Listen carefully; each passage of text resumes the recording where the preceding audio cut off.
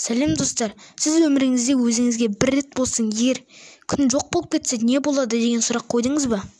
Әрине қойдыңыз. Бүгін мен сіздерге сол сұраққа жауап беретін боламын. Егер күн жоқ болып кетсе, біз оны 8 минуттан соң байқаймыз.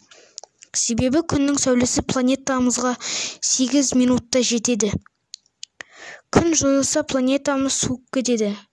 Күн жүйесіндегі барлық планеталар өз бетімен жан-жаққа ұшып кетеді. Себебі күн жойылып кетсе, оның орбитасы да жойылып, барлық планеталар жан-жаққа кетіп қалады. 3 күннен соң электр тоғы сөнеді. Бірақ жер басқа бір жұлдыздың орбитасына кіріп кетсе, қазіргі өмірімізге ораламыз. Бірақ бәрі жаңадан басталады. Динозаврлар, алғашқы адамдар, 19-18 ғасыр бәрі қайтадан басталады. Бәрі жаңадан басталады.